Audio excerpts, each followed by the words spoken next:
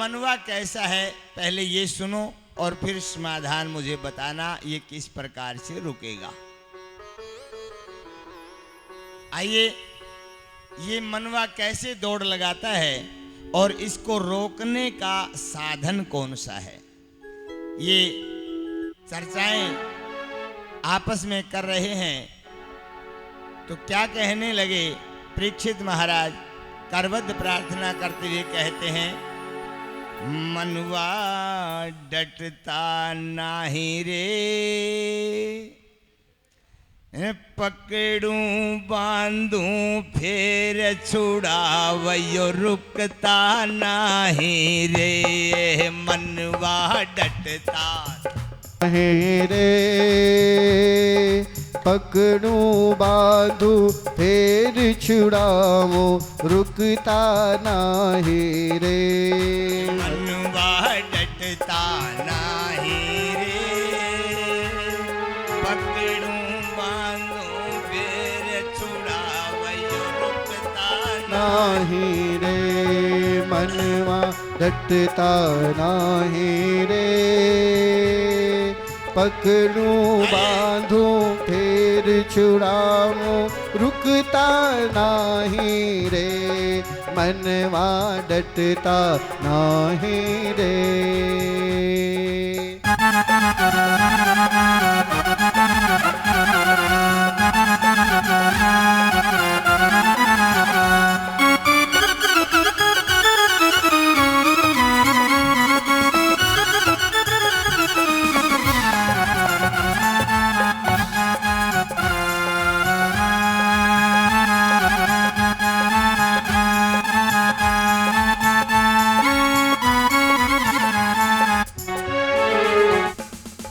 पल पल दौड़ लगावे मनवा लाखों कोस मुकाम, पल पल दौड़ लगावे मनवा लाखों कोस मुकाम, आवत जावत देर न लगे ना, समय सुबह या शाम, मनवा डटता नहीं रे, पकड़ूं बांधूं फिर छुड़ाओ रुकता नहीं रे, मनवा डटता नहीं रे, हो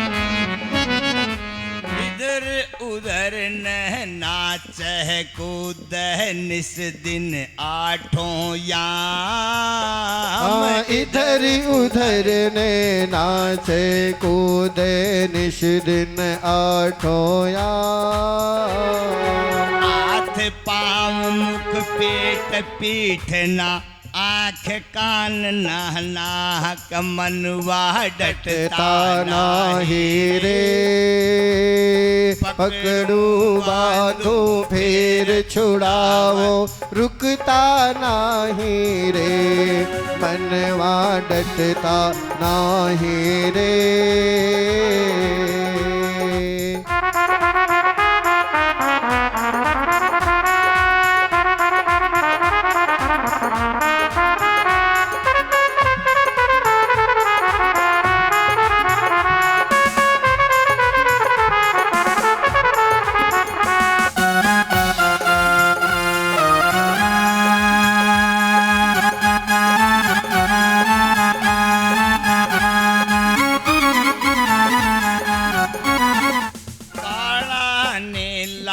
हरा गुलाबी रंग लाल नाश्याम, काला नीला हरा गुलाबी रंग रंग लाल नाशान। बिना पंख निस्वासर उड़ता, शीत लगे ना घाम। मनवा डटता नाही रे, पकड़ो बांधो फेर छुड़ाओ, रुकता नाही रे। मनवा डटता नाही रे।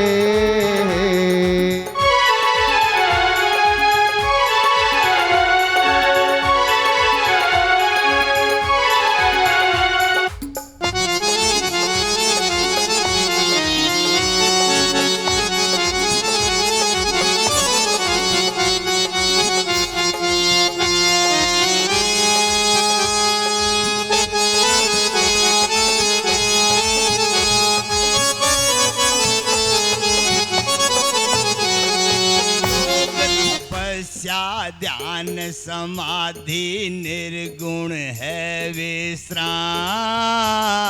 योग तपस्या ध्यान समाधि निर्गुण है विश्राम।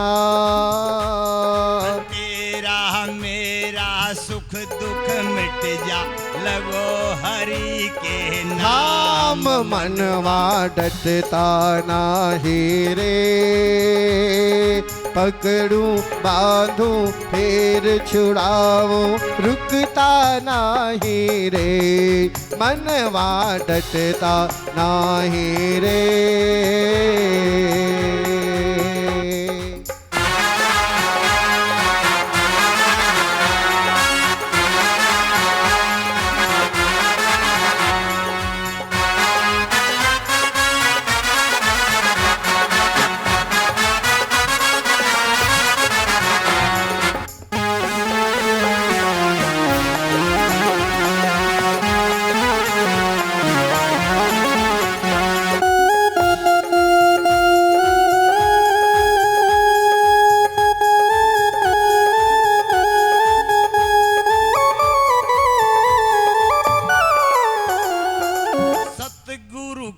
चरणों में बैठो, मिल जावें श्री राम।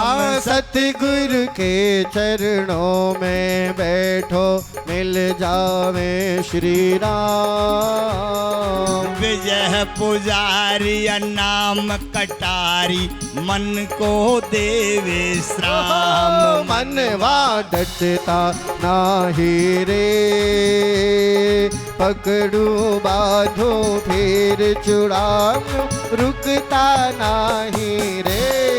मनवा डटता नाही रे, पकड़ो बांधो फिर छुड़ाओ, रुकता नाही रे।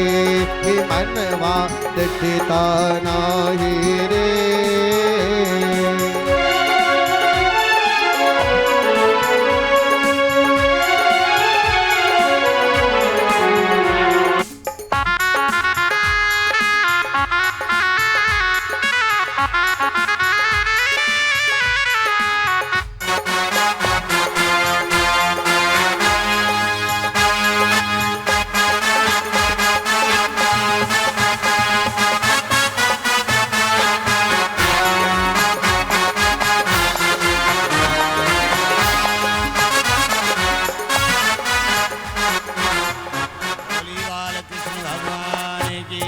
जय हो।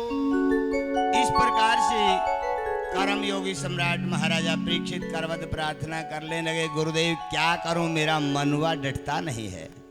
मैं आपके पास सब कुछ छोड़ करके तो आ गया हूं, लेकिन अब भी मेरा मन विचलित है। श्री सुखदेव जी महाराज कहने लगे, राजन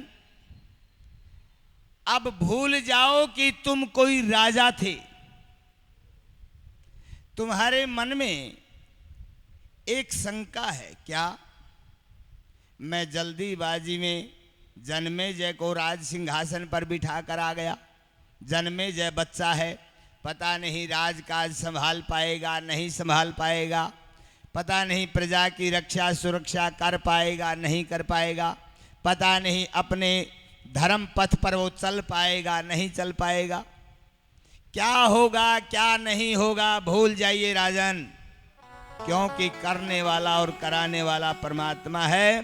तुम्हारा पुत्र जन्मेजय ब्राह्मणों के चरणों में है, उनकी चरण सेवा करता रहेगा, आशीर्वाद पाता रहेगा और राज्य कार्य सुरक्षित चलता रहेगा, चिंता मत करो। अगर तुम्हारे मन में अभी अहंकार बना रहा कि मैं इतना बड़ा राजा चक्रवर्ती सम्राट हूं, अगर ये अहम भाव दिल में बना रहा तो तुम प्रभु का सुमरण नहीं कर सकते, मुक्ति को प्राप्त नहीं कर सकते, अपने मन को इंद्रियों को रोक नहीं सकते। इसलिए मोक्ष प्राप्ति का सबसे पहला साधन है बिल्कुल खाली हो जाना। कोई अहम भाव नहीं, चाहे वो घर का, परिवार का, धन का, पैसे का, पद का, कोई नशा नहीं, कोई अहम भाव नहीं, बिल्कुल खाली हो जाओगे तो तुम्हारा यहां आना सार्थक होगा। अगर तुम्हारे मन में ये अहम भाव रहा तो बात नहीं बनेगी। कहने लगे गुरुदेव कैसे करूं फिर, कोई सरल रास्ता बताइए। सुखदेव जी कहने लगे देखिए, हम लगातार अगर प्रयासरत रहते हैं तो हर प्रयास हमारा सफल रहता है, लेकिन प्रयास मन से होना चाहिए।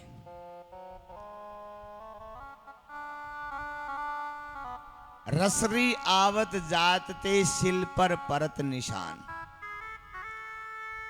आपको कुआं देखा है, कुएं की पत्थर की पाट होती है, रस्सी थोड़ी थोड़ी उस पत्थर को टच करती है और धीरे धीरे धीरे धीरे उस पत्थर के अंदर भी गड्ढा हो जाता है और निशान बन जाता है। अगर एक बार कोई भी चाहे कि मैं पत्थर में निशान बना दूं रस्सी से, तो नहीं हो सकता। इसलिए धीरे धीरे प्रयास करोगे तो सारी बातें बनेंगी। जो ये घर परिवार का जो मोह है, जो ममता है, ये हमें शुभ कर्म की तरफ नहीं जाने देती।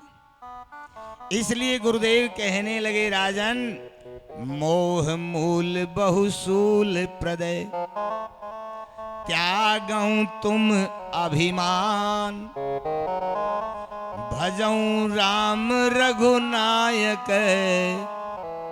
कृपा सिंधु भगवान। इसलिए मोह का त्याग करो और भगवान में मन लगाओ, बस एकमात्र यही साधन है। इसीलिए अगर तुम मोह में फंसे रहे और अपने धर्म कर्म की तरफ देखते रहे, राज्य परिवार की तरफ देखते रहे, वैभव की तरफ देखते रहे, तो राजन तुम्हारा धर्म कर्म तुम्हें स्वर्ग में तो ले जा सकता है, लेकिन मोक्ष नहीं दिला सकता। क्यों? क्योंकि ते तुम भुक्ता स्वर्ग लोकम विशालम क्षीणे पुण्य मृतलोके विशंति। तुम्हारे पुण्य स्वर्ग में तो ले जाएंगे, लेकिन जैसे ही पुण्य समाप्त हुए तुम्हें पुनः मृत्युलोक में आना पड़ेगा और फिर उसी जन्म मृत्यु के चक्कर में बंध जाओगे, तुम्हारा संकल्प अधूरा रह जाएगा। इसलिए मोह का त्याग करो और धीरे धीरे जो है प्रयास करो। प्रयास करोगे तो मुक्ति की प्राप्ति होगी, आनंद मिलेगा। इस प्रकार से श्री सुखदेव जी महाराज कहने लगे, राजन धीरे धीरे सत्संग करना शुरू कर दो। सत्संग करोगे तो सत्संग से तुम्हारा मनवा रुकने लगेगा। राम नाम रूपी बांस के ऊपर इस मन रूपी भूत को चढ़ाना शुरू कर दो भाई।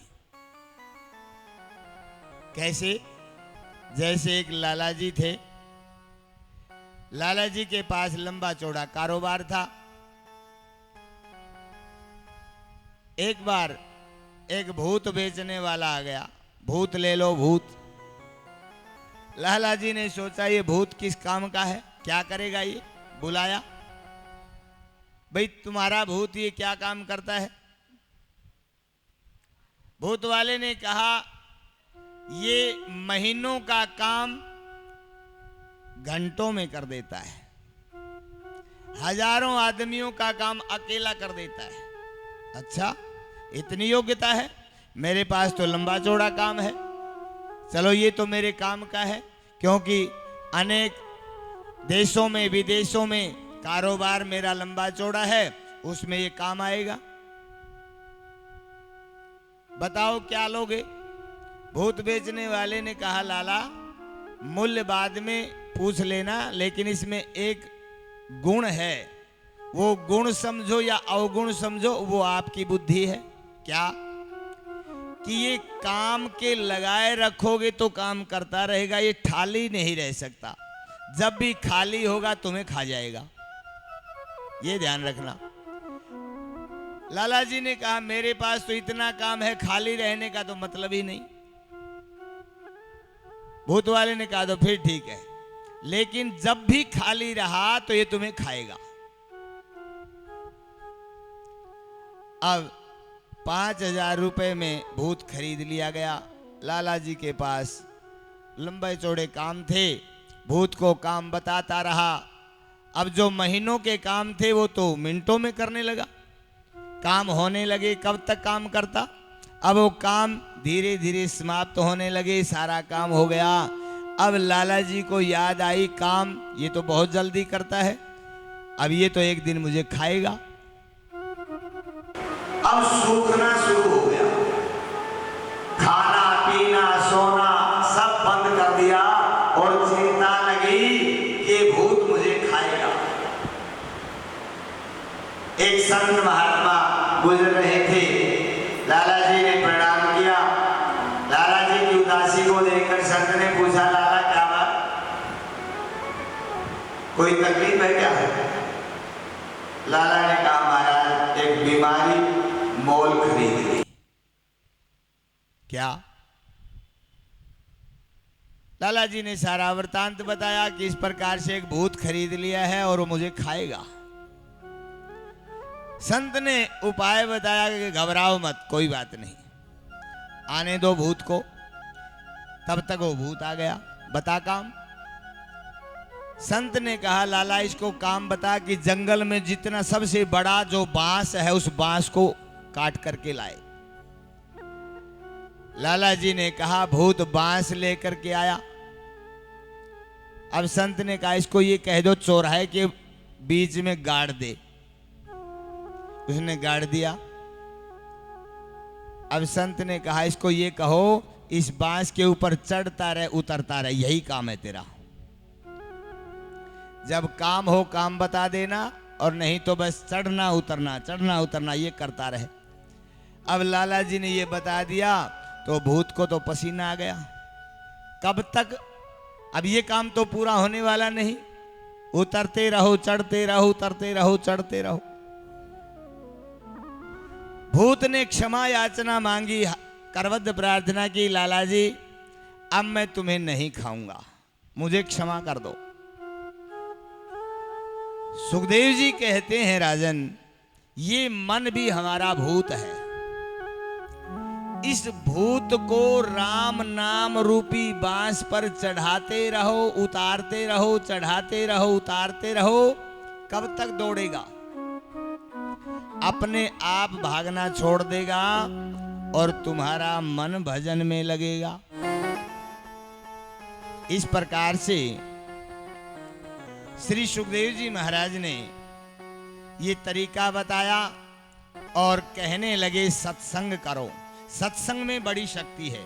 धीरे धीरे हम सत्संग करेंगे तो सत्संग का जब रंग चढ़ेगा तो मनवा रुक जाएगा। और क्या कहने लगे श्री सुखदेव जी महाराज, तू कर बंदगी और भजन धीरे धीरे, तू कर बंदगी और भजन धीरे धीरे।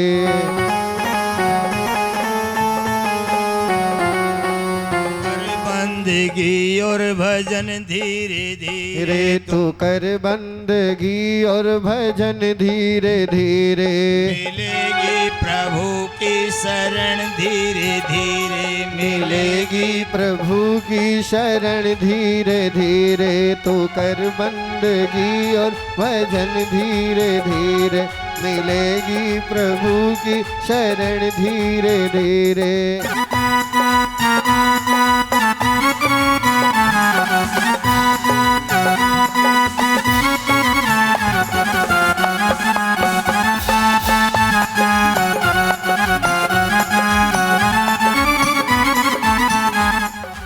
दमन इंद्रियों का तू करता चला जा, दमन इंद्रियों का तू करता चला जा।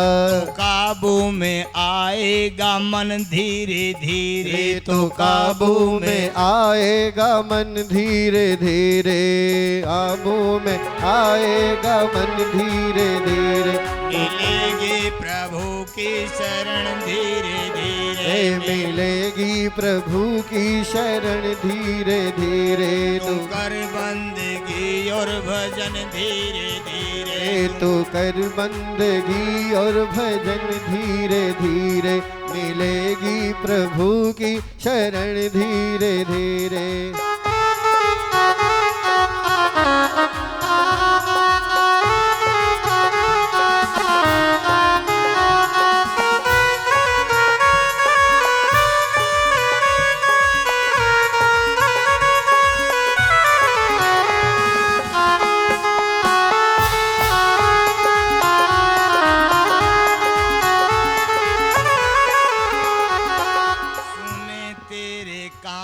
सदा वेद वाणी, सुने तेरे कान सदा वेद वाणी। सुने तेरे कान सदा वेद वाणी, सुने तेरे कान सदा वेद वाणी। तू कर भागवत का श्रवण धीरे धीरे, तू कर भागवत का श्रवण धीरे धीरे। मिलेगी प्रभु की शरण धीरे धीरे, मिलेगी प्रभु की शरण धीरे धीरे। तू कर बंदगी और भजन धीरे धीरे। मिलेगी प्रभु की शरण धीरे धीरे।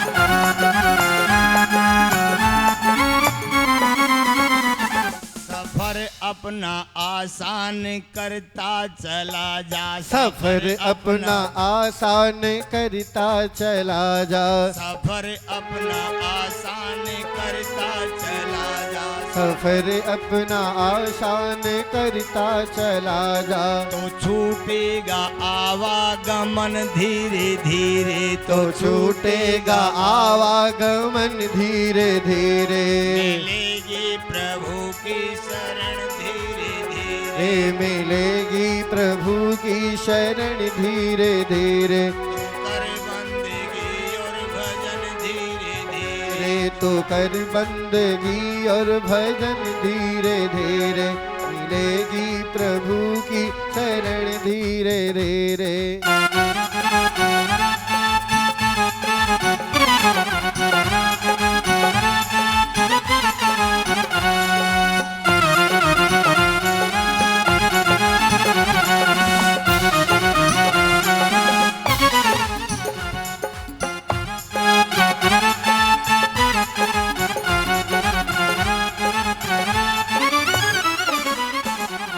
दुनिया में शुभ काम करता चला जा, तू दुनिया में शुभ काम करता चला जा, दुनिया में शुभ काम करता चला जा, तू दुनिया में शुभ काम करता चला जा। तू कर शुद्ध अपना चलन धीरे धीरे, तू कर शुद्ध अपना चलन धीरे धीरे, मिलेगी प्रभु की शरण धीरे धीरे, मिलेगी प्रभु की शरण धीरे धीरे। कर बंदगी और भजन धीरे धीरे, तो कर बंदगी और भजन धीरे धीरे, मिलेगी प्रभु की शरण धीरे धीरे, धीरे मिलेगी प्रभु की शरण धीरे धीरे। तो कर बंदगी और भजन धीरे धीरे, मिलेगी प्रभु की शरण धीरे धीरे, मिलेगी प्रभु की शरण धीरे धीरे। तू कर बंदगी और भजन धीरे धीरे, तू कर बंदगी और भजन धीरे धीरे, मिलेगी प्रभु की शरण धीरे धीरे, मिलेगी प्रभु की शरण धीरे धीरे। तू कर बंदगी और भजन धीरे धीरे, तू कर बंदगी और भजन धीरे धीरे, तू कर बंदगी और भजन धीरे धीरे, मिलेगी प्रभु की शरण धीरे धीरे, मिलेगी प्रभु की शरण धीरे धीरे। बोली वृंदावन बिहारी लाल की। इस प्रकार से श्री सुखदेव जी महाराज ने मन को रोकने का उपाय बताया। अब श्री सुखदेव जी महाराज ने पूछा, राजन तुम्हारे मन में कोई शंका तो नहीं है? पहले जो तुम्हारे मन में कोई भी शंका है किसी प्रकार की, उस शंका को निकालो और बिल्कुल खाली हो जाओ, शुद्ध हो जाओ। अब कर्म योगी सम्राट महाराजा परीक्षित कहने लगे, गुरुदेव एक शंका है। क्या?